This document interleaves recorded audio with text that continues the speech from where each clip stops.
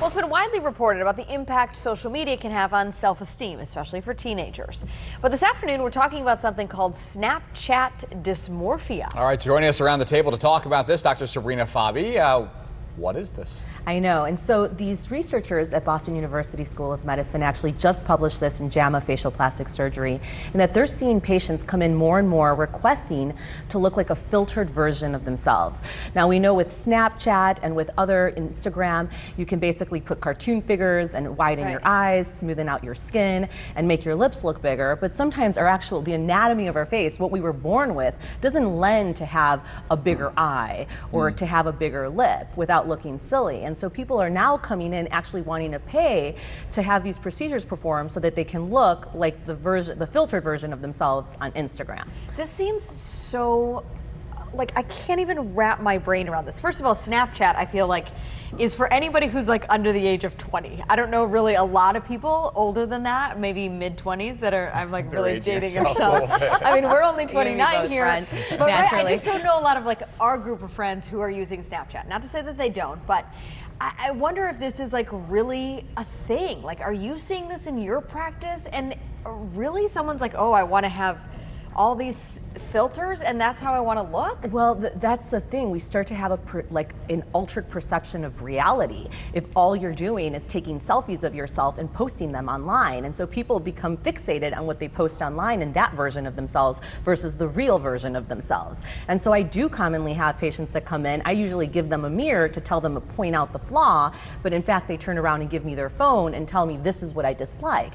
Now obviously when you take a photo of yourselves, it's a little bit different than what you may necessarily see in the mirror or what you or I perceive when we look at each other, because we're globally looking at each other, not that perceived flaw like the tip of the nose or how everted the lip may be. And so those are the things that you're capturing when you're just looking at a photo, and then when you're able to alter it by making the lip a bit bigger, then you start wanting to chase that. Just tell people to take every photo with a filter and they'd be happy. I don't know. So, well, plastic surgery's been happening for a long time. That's not something new. Snapchat's relatively new, of course.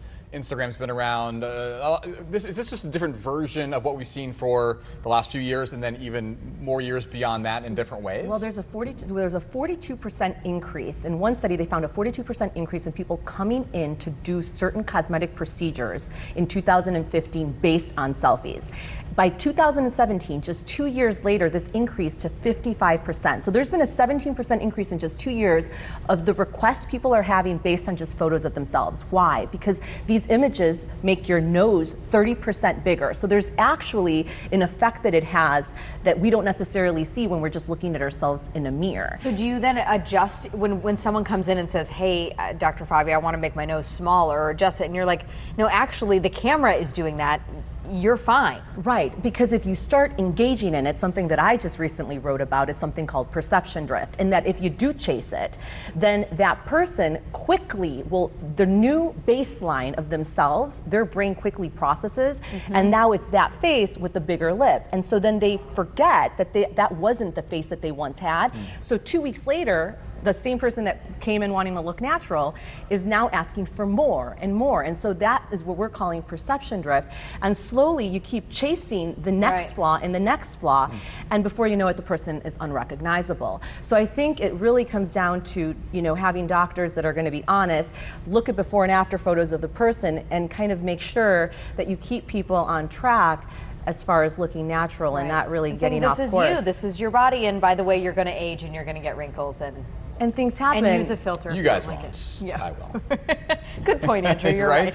Because ultimately it's contributing to an increase in depression. Right. And so people that are on social media platforms for greater than 5 hours have been found to even have suicidal ideation. I mean, it's just unrealistic. Yeah. Dr. Fabi, thanks. Appreciate it. Thanks so much for having me.